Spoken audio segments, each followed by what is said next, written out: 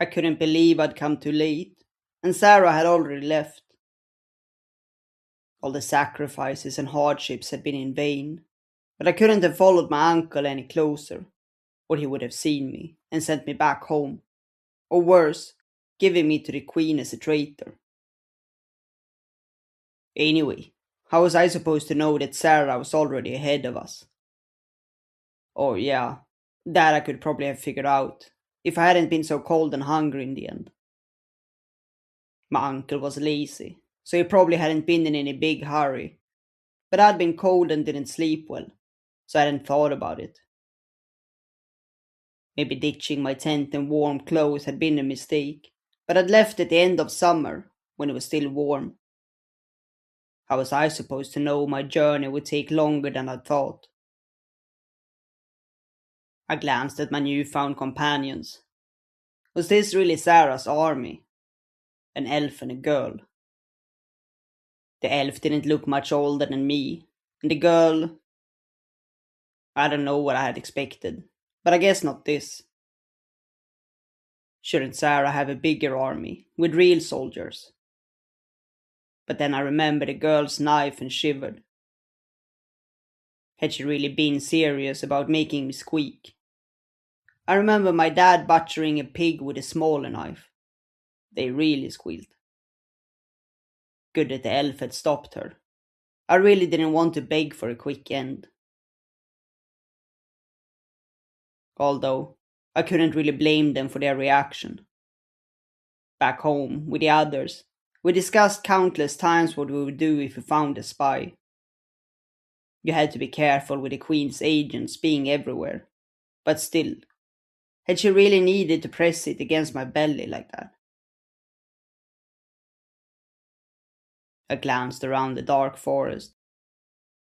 It was cold now and I sat still.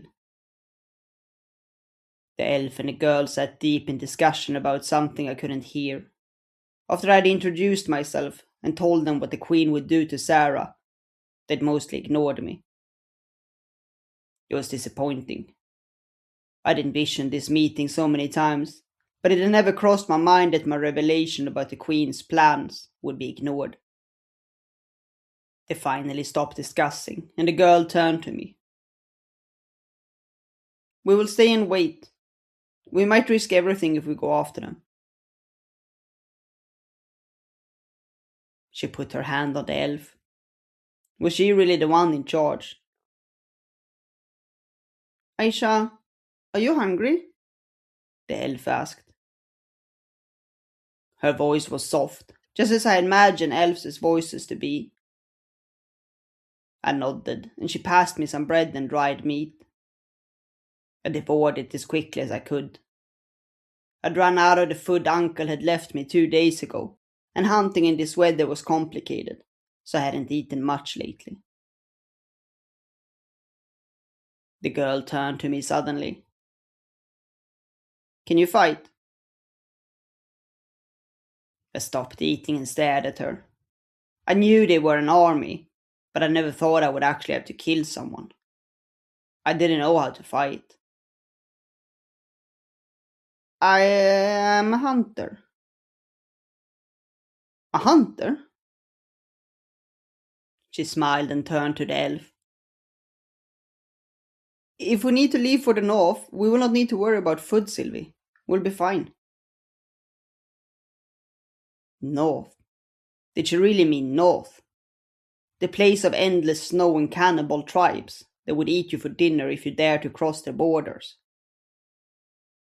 I shivered and peered into the dark forest. This was definitely not how I'd expected it to be.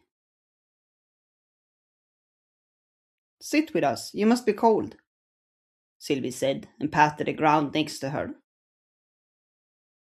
I was cold, so I accepted the invitation, and she wrapped a blanket around me. Their makeshift shelter was small, but at least it protected us from the rain. Maybe tomorrow I could build something better if we were staying here for a while.